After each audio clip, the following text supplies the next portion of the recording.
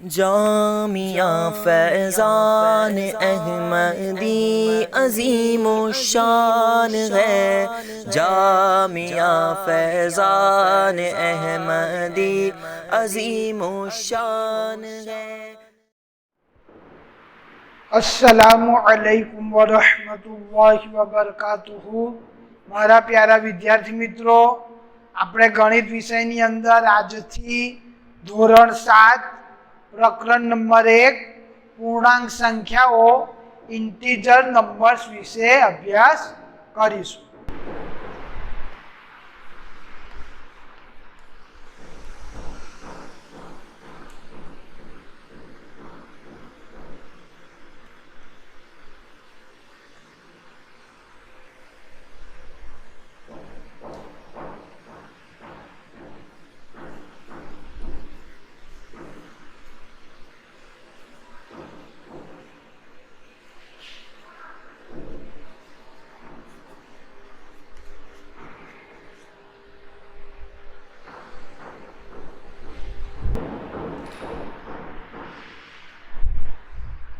હવે આપણે પૂર્ણાંક સંખ્યાઓ પ્રકરણ નંબર 1 ધોરણ 7 પ્રકરણ નંબર 1 પૂર્ણાંક સંખ્યાઓ ઇન્ટીજર્સ નંબર। તો આપણે પૂર્ણાંક સંખ્યાઓ વિશે ધોરણ 6 ની અંદર અભ્યાસ કરી ચૂક્યા છે। ધોરણ 6 ની અંદર આપણે પૂર્ણાંક સંખ્યાઓને સંખ્યા રેખા ઉપર દર્શાવી હતી। સંખ્યા રેખાના મદદથી સરવાળા અને બાદબાકી કર્યું હતું ને સંખ્યા રેખાની મદદ વગર પણ આપણે પૂર્ણાંક સંખ્યાઓના સરવાળા અને બાદબાકી વિશે અભ્યાસ કર્યો હતો। તો આજે આપણે સૌપ્રથમ ધોરણ 6 નું પુનરાવર્તન કરીએ અને ત્યારબાદ આપણે ધોરણ 7 માં પૂર્ણાંક સંખ્યાઓ વિશે વધારે અભ્યાસ કરીશું। ધોરણ 7 માં પ્રકરણ નંબર 1 પૂર્ણાંક સંખ્યાઓમાં આપણે સરવાળા બાદબાકી વિશે તો આપણે અભ્યાસ ધોરણ 6 માં કરી ગયા। ધોરણ 7 ની અંદર પૂર્ણાંક સંખ્યાઓના ગુણાકાર તે વિશે આપણે અભ્યાસ કરવાનો છે। તો તે અભ્યાસ કરતા પહેલા આપણે થોડું પુનરાવર્તન કરીએ। તો આપણને ખબર છે કે પ્રાકૃતિક સંખ્યાઓ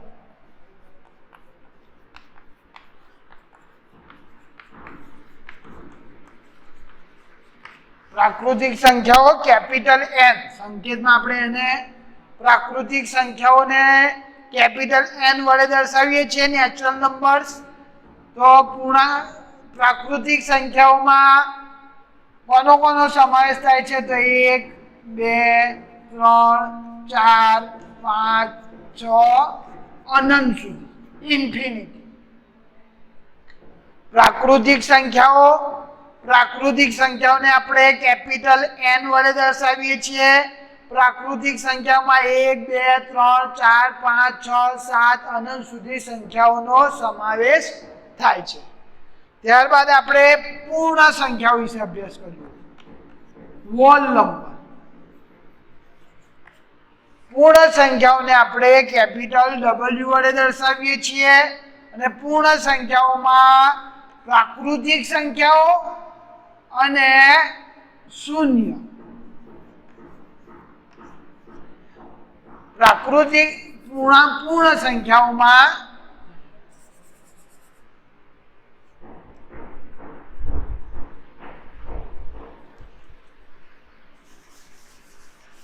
પૂર્ણ સંખ્યાઓ હોલ નંબરમાં એક શૂન્ય અને બધી જ પ્રાકૃતિક સંખ્યાઓ શૂન્ય અને બધી જ પ્રાકૃતિક સંખ્યાઓનો સમાવેશ પૂર્ણ સંખ્યામાં થાય છે। પ્રાકૃતિક સંખ્યાઓમાં ફક્ત 1 2 3 4 5 અનંત સુધી, પરંતુ પૂર્ણ સંખ્યામાં શૂન્ય અને બધી જ પ્રાકૃતિક સંખ્યાઓ। તો શૂન્ય અને બધી જ પ્રાકૃતિક સંખ્યાઓ એટલે 1 2 3 4 5 અનંત સુધી। તો પૂર્ણ સંખ્યાઓમાં કઈ સંખ્યા આવશે? તો શૂન્ય અને બધી જ પ્રાકૃતિક સંખ્યાઓ। તો પૂર્ણ સંખ્યાઓમાં શૂન્ય અને બધી જ પ્રાકૃતિક સંખ્યાઓ। આપણે પૂર્ણાંક સંખ્યાઓ તે વિશે ચર્ચા કરી।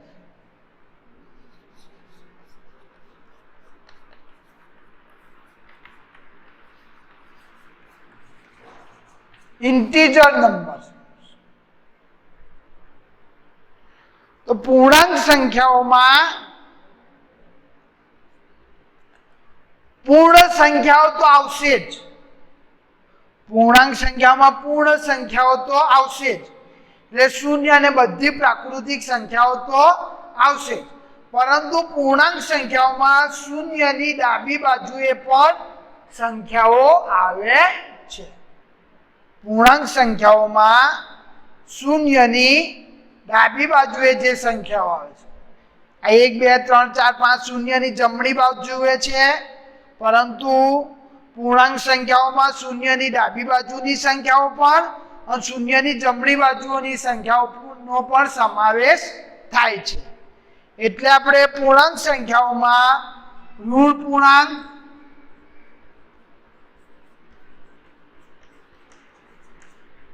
શૂન્ય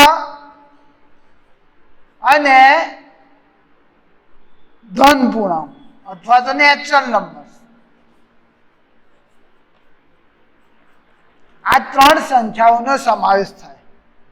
પૂર્ણાંક સંખ્યાઓમાં ઋણ પૂર્ણાંક, શૂન્ય અને ધન પૂર્ણાંકોનો સમાવેશ થાય છે.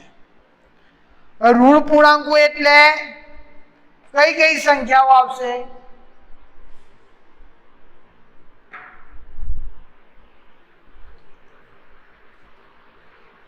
ઋણ પૂર્ણાંકોમાં જુઓ, ઋણ પૂર્ણાંક 5, ઋણ પૂર્ણાંક 4, ઋણ પૂર્ણાંક 3, ઋણ પૂર્ણાંક 2, ઋણ પૂર્ણાંક 1, ઇન્ફિનિટી. બરાબર? ઇન્ફિનિટી શરૂ થાય અને ઋણ પૂર્ણાંક 5, ઋણ પૂર્ણાંક 4, ઋણ પૂર્ણાંક 3, ઋણ પૂર્ણાંક 2, ઋણ પૂર્ણાંક 1, આ થયા ઋણ પૂર્ણાંકો. જે બાદબાકી વાળી સંખ્યાઓ છે અને આપણે શું કહીશું? ઋણ પૂર્ણાંક. ઋણ પૂર્ણાંકો શૂન્ય અને ધન પૂર્ણાંકો. ધન પૂર્ણાંકો એટલે બધી પ્રાકૃતિક સંખ્યાઓ. તો તેને આપણે ધન પૂર્ણાંક 1, ધન પૂર્ણાંક 2, ધન પૂર્ણાંક 3, ધન પૂર્ણાંક 4, ધન પૂર્ણાંક 5 અને ઇન્ફિનિટી. તો પૂર્ણાંક સંખ્યાઓમાં ઋણ પૂર્ણાંકો, શૂન્ય અને ધન પૂર્ણાંકોનો સમાવેશ થાય છે. ઋણ પૂર્ણાંકોમાં જે સંખ્યાની આગળ માઇનસની નિશાની હોય, બાદબાકીની નિશાની હોય, તેને આપણે ઋણ પૂર્ણાંકો કહીએ છીએ. ને જે સંખ્યાની આગળ સરવાળાની નિશાની હોય તેને આપણે ધન પૂર્ણાંકો કહીએ છીએ. એટલે પૂર્ણાંક સંખ્યાઓમાં બધે ઋણ પૂર્ણાંકો, શૂન્ય અને બધા ધન પૂર્ણાંકોનો સમાવેશ થાય છે. ઋણ પૂર્ણાંકો જે છે તે શૂન્યની ડાબી બાજુએ આવે છે અને ધન પૂર્ણાંકો શૂન્યની જમણી બાજુએ આવે છે.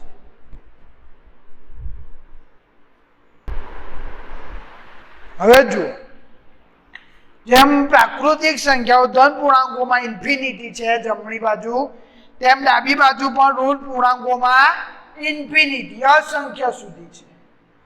હવે તમે જુઓ કે શૂન્યની આગળ ના તો બાદબાકીની નિશાની છે આપણે, ના સરવાળાની નિશાની કરેલી છે. એટલે શૂન્ય જે છે ઋણ પૂર્ણાંક પણ નથી, ધન પૂર્ણાંક પણ નથી. શૂન્ય જે છે ઋણ પૂર્ણાંક પણ નથી અને ધન પૂર્ણાંક પણ નથી. પૂર્ણાંક સંખ્યાઓમાં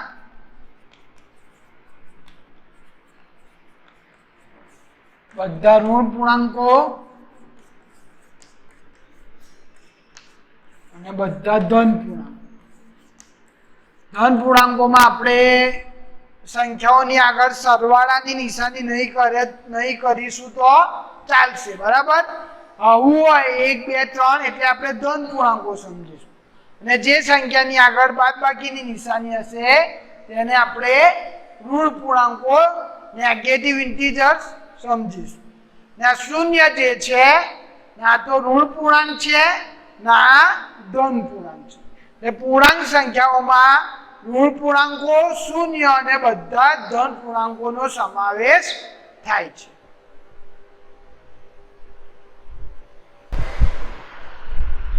હવે આપણે પૂર્ણાંક સંખ્યાઓ લખીએ.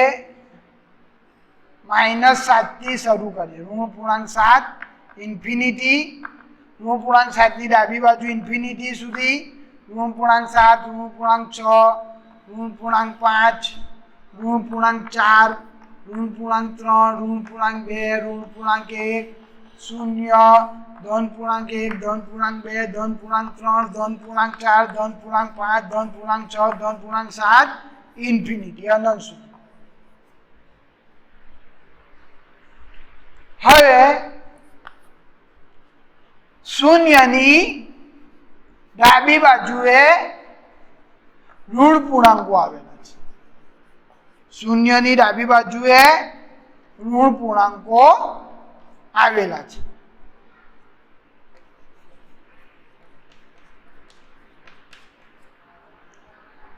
આવે છે. શૂન્યની જમણી બાજુ, શૂન્યની જમણી બાજુ ધન પૂર્ણાંકો આવે છે.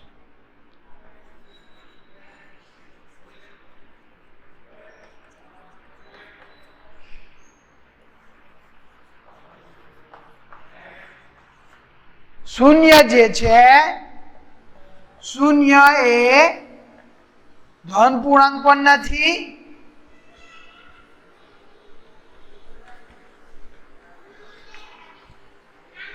ધન પૂર્ણાંક કે ઋણ પૂર્ણાંક નથી.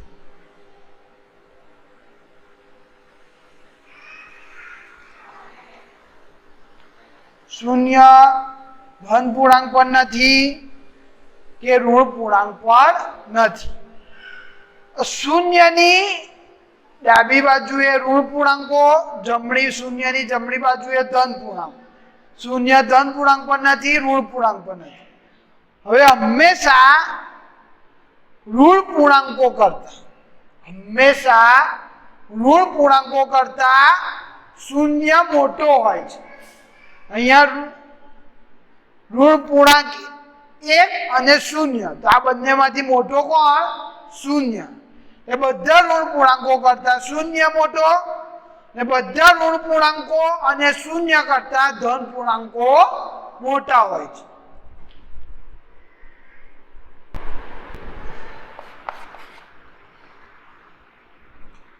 કોઈ પણ પૂર્ણાંકની જમણી બાજુ આવેલો પૂર્ણાંક તે પૂર્ણાંક કરતા હંમેશા મોટો હોય.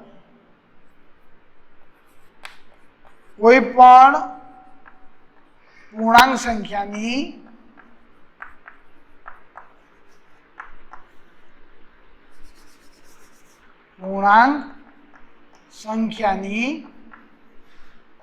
જમણી બાજુએ આવેલી પૂર્ણાંક સંખ્યા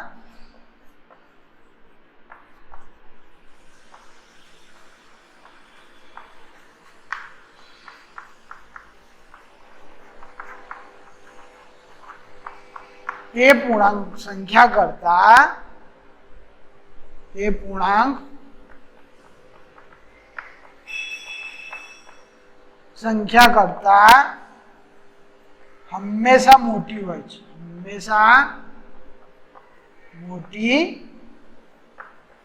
છે. ને કોઈ પણ પૂર્ણાંક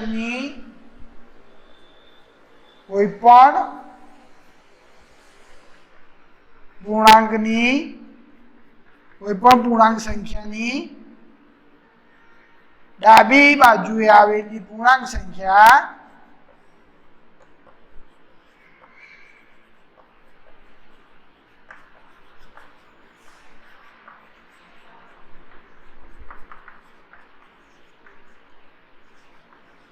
તે પૂર્ણાંક સંખ્યા કરતા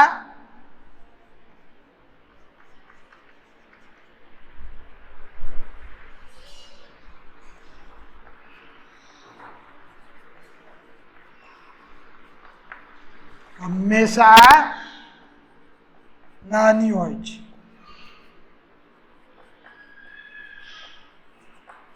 સમજ્યા? ધારો કે કોઈ પણ પૂર્ણાંક સંખ્યા લઈએ આપણે. હું લઉં 0. ચાલો,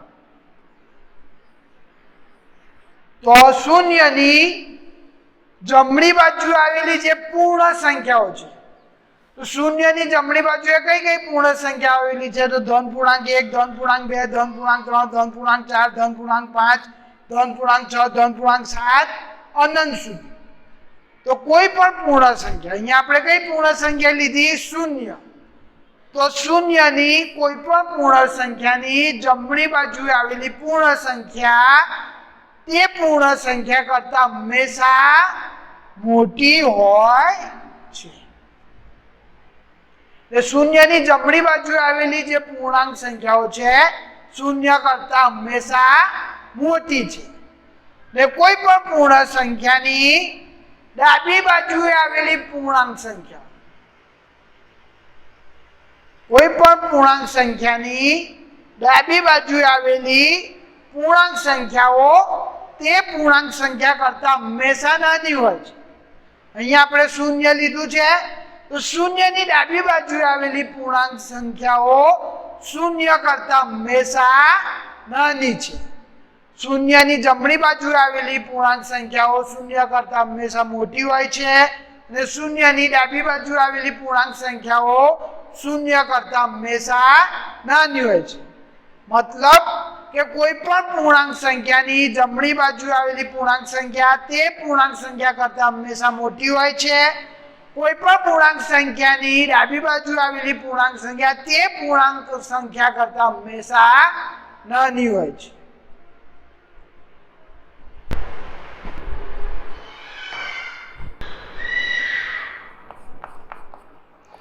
ઋણ પૂર્ણાંક 7 0.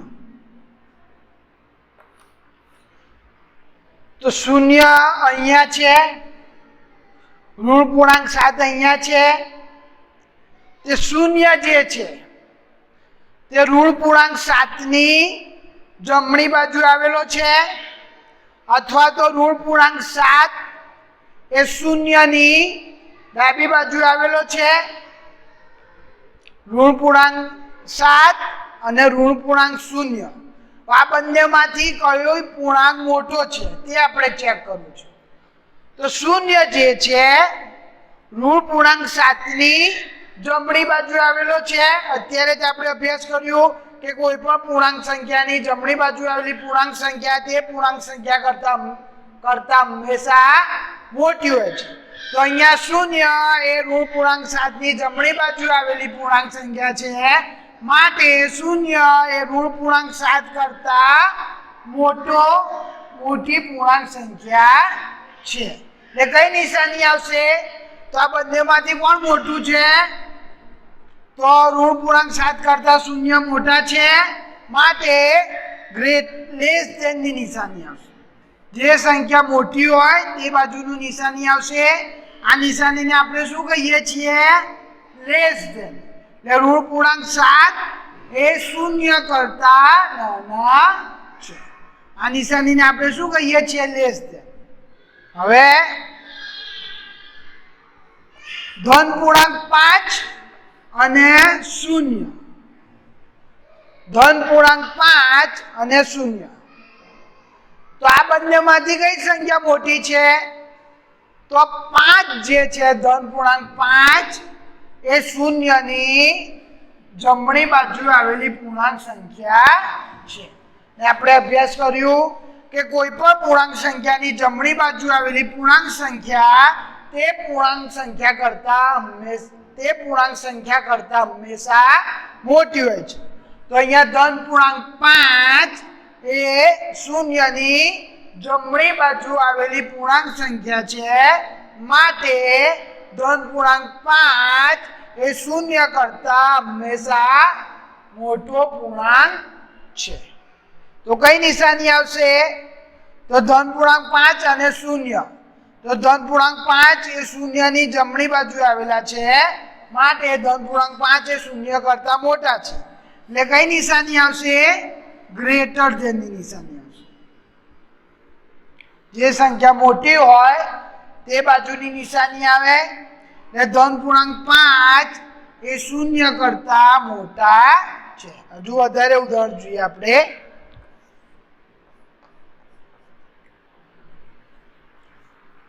ઋણ પૂર્ણાંક 1 ખાલી જગ્યા ઋણ પૂર્ણાંક 3. ઋણ પૂર્ણાંક 1 ખાલી જગ્યા ઋણ પૂર્ણાંક 3. તો અહીંયા તમે જોઈ શકો કે ઋણ પૂર્ણાંક 1 જે છે તે ઋણ પૂર્ણાંક 3 ની જમણી બાજુ આવેલી પૂર્ણાંક સંખ્યા છે. અહીંયા ઋણ પૂર્ણાંક 1 એ ઋણ પૂર્ણાંક 3 ની જમણી બાજુ આવેલી પૂર્ણાંક સંખ્યા છે. માટે ઋણ પૂર્ણાંક 1 એ ઋણ પૂર્ણાંક 3 કરતા મોટી પૂર્ણાંક સંખ્યા છે. ઋણ પૂર્ણાંક 1 અને ઋણ પૂર્ણાંક 3 તો બંને પૂર્ણાંક સંખ્યામાંથી કઈ પૂર્ણાંક સંખ્યા મોટી છે? તો ઋણ પૂર્ણાંક 3 કરતા ઋણ પૂર્ણાંક 1 મોટા છે. કારણ તો ઋણ પૂર્ણાંક 1 એ ઋણ પૂર્ણાંક 3 ની જમણી બાજુએ આવેલી પૂર્ણાંક સંખ્યા છે. માટે ઋણ પૂર્ણાંક 1 એ ઋણ પૂર્ણાંક 3 કરતા મોટી સંખ્યા છે. એટલે કઈ નિશાની આવશે? ગ્રેટર ધેનની નિશાની.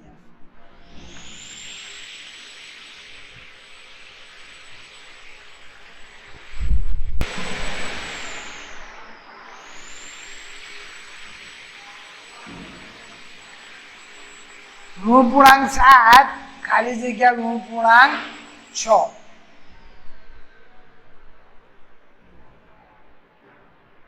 તો અહીંયા જો ઋણ પૂર્ણાંક 7 અને ઋણ પૂર્ણાંક 6. ઋણ પૂર્ણાંક 7 અને ઋણ પૂર્ણાંક 6. તો અહીંયા ઋણ પૂર્ણાંક 6 એ ઋણ પૂર્ણાંક 7 ની જમણી બાજુએ આવેલી પૂર્ણાંક સંખ્યા છે. માટે ઋણ પૂર્ણાંક 6 એ ઋણ પૂર્ણાંક 7 કરતા મોટી પૂર્ણાંક સંખ્યા છે. ઋણ પૂર્ણાંક 7 અને ઋણ પૂર્ણાંક 6 માંથી કઈ પૂર્ણાંક સંખ્યા મોટી છે? તો ઋણ પૂર્ણાંક 6 એ ઋણ પૂર્ણાંક 7 ની જમણી બાજુ આવેલી પૂર્ણાંક સંખ્યા છે. માટે ઋણ પૂર્ણાંક 6 એ ઋણ પૂર્ણાંક 7 કરતા મોટી પૂર્ણાંક સંખ્યા છે. ઋણ પૂર્ણાંક 7 અને ઋણ પૂર્ણાંક 6 તો બંનેમાંથી ઋણ પૂર્ણાંક 6 એ મોટી પૂર્ણાંક સંખ્યા છે. માટે લેસ ધેન ની નિશાની આવશે. એટલે ઋણ પૂર્ણાંક 7 એ ઋણ પૂર્ણાંક 6 કરતા નાના છે. હજુ એક ઉદાહરણ લઈએ આપણે.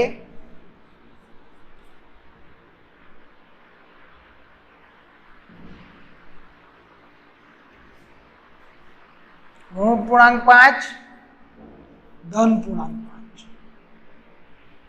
ઋણ પૂર્ણાંક 5 અહીંયા છે, ધન પૂર્ણાંક 5 અહીંયા છે. તો અહીં ધન પૂર્ણાંક 5 એ ઋણ પૂર્ણાંક 5 ની જમણી બાજુએ આવેલી પૂર્ણાંક સંખ્યા છે. ધન પૂર્ણાંક 5 એ ઋણ પૂર્ણાંક 5 ની જમણી બાજુએ આવેલી પૂર્ણાંક સંખ્યા છે. માટે ધન પૂર્ણાંક 5 એ ઋણ પૂર્ણાંક 5 કરતા મોટી સંખ્યા છે. માટે અહીંયા કઈ નિશાની આવશે? લેસ ધેન ની નિશાની આવશે. ઋણ પૂર્ણાંક 5 એ ધન પૂર્ણાંક 5 કરતા નાની પૂર્ણાંક સંખ્યા છે.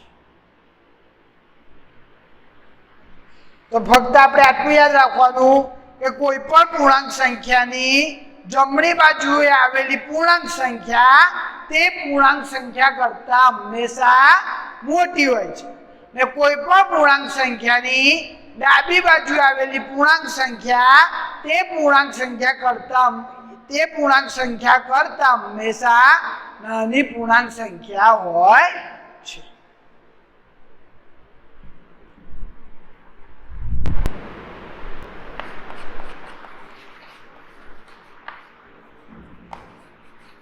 નીચે નીચે આપેલી પૂર્ણાંક સંખ્યાઓને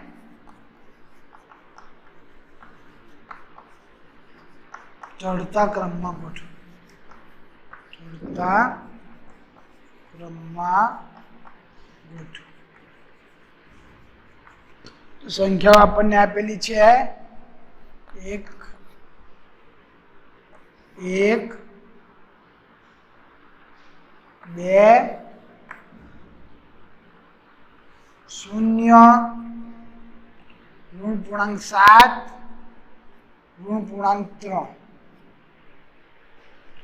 અહીં આપણને 5 પૂર્ણાંક સંખ્યાઓ આપેલી છે 1 2 0 ઋણ પૂર્ણાંક 7 અને ઋણ પૂર્ણાંક 3. હવે આપણે આ પૂર્ણાંક સંખ્યાઓને ચડતા ક્રમમાં ગોઠવવી છે. ચડતા ક્રમમાં એટલે પહેલા નાની પૂર્ણાંક સંખ્યા આવશે, પછી ઉપર ચડીશું તો તેનાથી મોટી પૂર્ણાંક સંખ્યા આવશે, હજુ ઉપર ચડીશું તો એ બંને પૂર્ણાંક સંખ્યા કરતા મોટી પૂર્ણાંક સંખ્યા આવશે, હજુ ઉપર ચડીશું તો આ ત્રણ પૂર્ણાંક સંખ્યાઓ કરતા મોટી પૂર્ણાંક સંખ્યા આવશે અને સૌથી છેલ્લે સૌથી મોટી પૂર્ણાંક સંખ્યા આવશે. તો ચડતા ક્રમમાં પહેલા સૌથી નાની પૂર્ણાંક સંખ્યા, પછી તેનાથી મોટી પૂર્ણાંક સંખ્યા, પછી તેનાથી મોટી પૂર્ણાંક સંખ્યા અને છેલ્લે સૌથી મોટી પૂર્ણાંક સંખ્યા આવે છે. હવે આપણે આ જે 5 પૂર્ણાંક સંખ્યા આપેલી છે તો આપણે હવે જવાબ લખીએ. તો આ 5 પૂર્ણાંક સંખ્યાઓમાં સૌથી નાની પૂર્ણાંક સંખ્યા કઈ છે? તો તમે અહીંયા ઉપર જોઈ શકો છો. તો આ બધા 5 પૂર્ણાંક સંખ્યાઓમાં ઋણ પૂર્ણાંક 7 એ બધી પૂર્ણાંક સંખ્યાઓના ડાબી બાજુ આવેલી પૂર્ણાંક સંખ્યા છે, માટે ઋણ પૂર્ણાંક 7 એ સૌથી નાની પૂર્ણાંક સંખ્યા છે. ઋણ પૂર્ણાંક 7 પછી ઋણ પૂર્ણાંક 3. તો ઋણ પૂર્ણાંક 3 એ 0 1 અને 2 તેની ડાબી બાજુ આવેલી પૂર્ણાંક સંખ્યા છે, માટે ઋણ પૂર્ણાંક 3 એ 0 1 અને 2 કરતા નાની પૂર્ણાંક સંખ્યા છે. હવે આ બે પૂર્ણાંક સંખ્યાઓ થઈ ગઈ. હવે 1 2 અને 0 1 2 અને 0. તો આ ત્રણ પૂર્ણાંક સંખ્યાઓમાં 0 જે છે તે ધન પૂર્ણાંક 1 અને ધન પૂર્ણાંક 2 ની ડાબી બાજુ આવેલી પૂર્ણાંક સંખ્યા છે, માટે ધન પૂર્ણાંક 1 અને ધન પૂર્ણાંક 2 કરતા 0 નાની પૂર્ણાંક સંખ્યા છે. એટલે અહીંયા 0 લખીશું અને ત્યારબાદ 1 આવશે, ધન પૂર્ણાંક 1 અને ત્યારબાદ ધન પૂર્ણાંક 2. તો ઋણ પૂર્ણાંક 7 ઋણ પૂર્ણાંક 3 ઋણ પૂર્ણાંક 7 ઋણ પૂર્ણાંક 3 0 ધન પૂર્ણાંક 1 અને ધન પૂર્ણાંક 2. હજુ એક ઉદાહરણ લઈએ આપણે.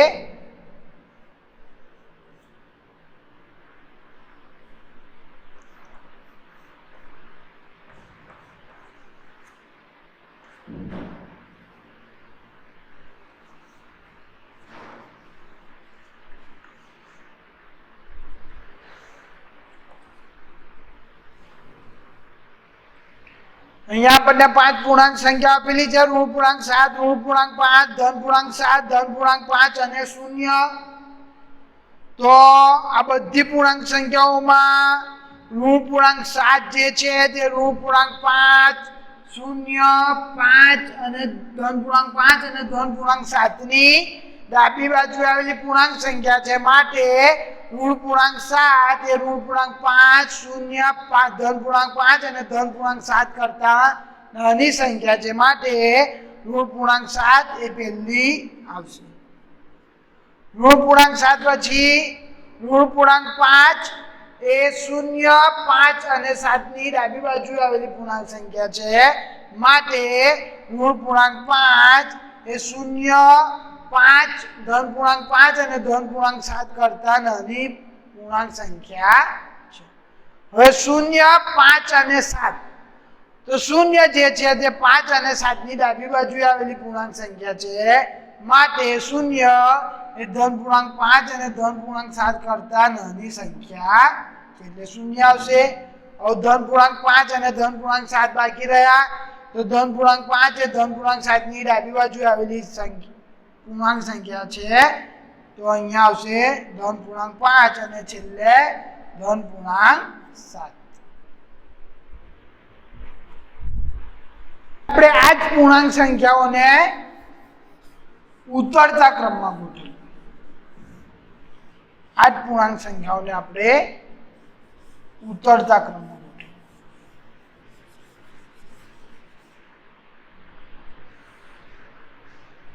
નીચે આપેલી પૂર્ણાંક સંખ્યાઓને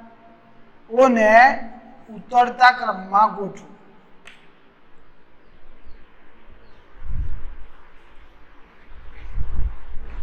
ઉતરતા ક્રમમાં તો ઉતરતા ક્રમમાં પહેલા તો સૌથી મોટી પૂર્ણાંક સંખ્યા આવશે, પછી તેનાથી નાની પૂર્ણાંક સંખ્યા, પછી તેનાથી નાની પૂર્ણાંક સંખ્યા અને સૌથી છેલ્લે સૌથી નાની પૂર્ણાંક સંખ્યા આવશે.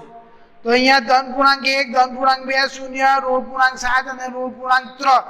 તો આ બધી પૂર્ણાંક સંખ્યાઓમાં ધન પૂર્ણાંક 2 એ ધન પૂર્ણાંક 1, શૂન્ય, ઋણ પૂર્ણાંક 3 અને ઋણ પૂર્ણાંક 7 ની જમણી બાજુએ આવેલી પૂર્ણાંક સંખ્યા છે. માટે ઋણ પૂર્ણાંક ધન પૂર્ણાંક 2 એ શૂન્ય, ધન પૂર્ણાંક 1, ઋણ પૂર્ણાંક 7, ઋણ પૂર્ણાંક 3 કરતા સૌથી મોટી પૂર્ણાંક સંખ્યા છે. માટે પહેલા આપણે ઋણ પૂર્ણાંક માટે આપણે પહેલા ધન પૂર્ણાંક 2 લખીશું. ત્યારબાદ ધન પૂર્ણાંક 1 ધન પૂર્ણાંક 1 એ શૂન્ય, ઋણ પૂર્ણાંક 3 ને ઋણ પૂર્ણાંક 7 કરતા 7 ની જમણી બાજુએ આવેલી પૂર્ણાંક સંખ્યા છે. માટે ઋણ પૂર્ણાંક 0, ઋણ પૂર્ણાંક 3, ઋણ પૂર્ણાંક 7 કરતા ધન પૂર્ણાંક 1 એ મોટી સંખ્યા છે. ત્યારબાદ શૂન્ય, ઋણ પૂર્ણાંક 7, ઋણ પૂર્ણાંક 3. તો શૂન્ય જે છે તે ઋણ પૂર્ણાંક 3 અને ઋણ પૂર્ણાંક 7 ની જમણી બાજુએ આવેલી પૂર્ણાંક સંખ્યા છે. માટે શૂન્ય એ ઋણ પૂર્ણાંક 7 અને ઋણ પૂર્ણાંક 3 કરતા મોટી સંખ્યા છે. ઋણ પૂર્ણાંક 7 અને ઋણ પૂર્ણાંક 3. તો ઋણ પૂર્ણાંક 3 એ ઋણ પૂર્ણાંક 7 ની જમણી બાજુએ આવેલી પૂર્ણાંક સંખ્યા છે. માટે ઋણ પૂર્ણાંક 3 એ ઋણ પૂર્ણાંક 7 કરતા મોટા છે. માટે અહીંયા આવશે ઋણ પૂર્ણાંક 3 અને છેલ્લે સૌથી નાની પૂર્ણાંક સંખ્યા ઋણ પૂર્ણાંક 7. હવે આ દાખલો ગણીએ આપણે. આ ઉદાહરણ જોઈએ તો અહીંયા પણ તમે જુઓ ઋણ પૂર્ણાંક 7, ઋણ પૂર્ણાંક 5, ધન પૂર્ણાંક 7, ધન પૂર્ણાંક 5 અને 0. તો બધી પૂર્ણાંક સંખ્યાઓમાં ધન પૂર્ણાંક 7 જે આપેલું છે તે 0, ધન પૂર્ણાંક 5, ઋણ પૂર્ણાંક 5 અને ઋણ પૂર્ણાંક 7 ની જમણી બાજુએ આવેલી પૂર્ણાંક સંખ્યા છે. માટે ધન પૂર્ણાંક 7 એ બધી આપેલી બધી પૂર્ણાંક સંખ્યાઓ કરતા મોટી પૂર્ણાંક સંખ્યા છે. ત્યારબાદ 5 આવશે, પછી 0 આવશે. હવે ઋણ પૂર્ણાંક 7 અને ઋણ પૂર્ણાંક 5. તો ઋણ પૂર્ણાંક 5 એ ઋણ પૂર્ણાંક 7 ની જમણી બાજુએ આવેલા છે. માટે ઋણ પૂર્ણાંક 5 એ ઋણ પૂર્ણાંક 7 કરતા મોટા છે. અને છેલ્લે સુધી નાની પૂર્ણાંક સંખ્યા ઋણ પૂર્ણાંક 7 આવશે. તો વિદ્યાર્થી મિત્રો આજે આપણે ધોરણ 7 પ્રકરણ નંબર 1 પૂર્ણાંક સંખ્યાઓમાં કઈ સંખ્યાનો સમાવેશ થાય છે. તો પૂર્ણાંક સંખ્યાઓમાં બધી ઋણ પૂર્ણાંક સંખ્યાઓ, શૂન્ય અને બધી ધન પૂર્ણાંક સંખ્યાઓનો સમાવેશ થાય છે. પૂર્ણાંક સંખ્યાઓમાં કોઈ પણ પૂર્ણાંક સંખ્યાની જમણી બાજુ આવેલી પૂર્ણાંક સંખ્યા તે પૂર્ણાંક સંખ્યા કરતા હંમેશા મોટી હોય અને કોઈ પણ પૂર્ણાંક સંખ્યાની ડાબી બાજુ આવેલી પૂર્ણાંક સંખ્યા તે પૂર્ણાંક સંખ્યા કરતા હંમેશા નાની હોય છે. આપણે પૂર્ણાંક સંખ્યાઓને ચડતા ક્રમમાં અને ઉતરતા ક્રમમાં ગોઠવતા અભ્યાસ કર્યો. હવે આપણે ઘરકામની ચર્ચા કરીશું.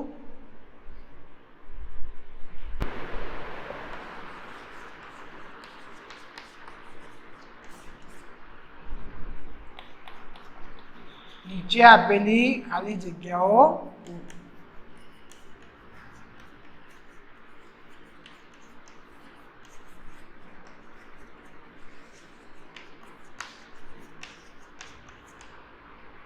ખાલી જગ્યાઓ પૂરવા માટે તમારે લેસ ધેન, ગ્રેટર ધેન અને ઇક્વલ ટુ ની નિશાનીનો ઉપયોગ કરવાનો છે.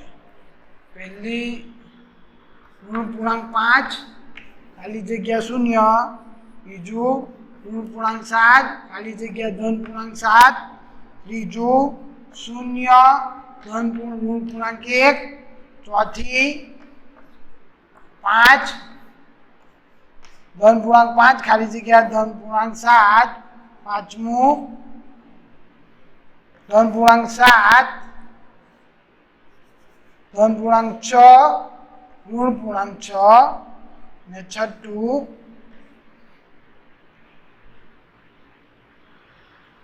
1 ધન પૂર્ણાંક 1 અને 0.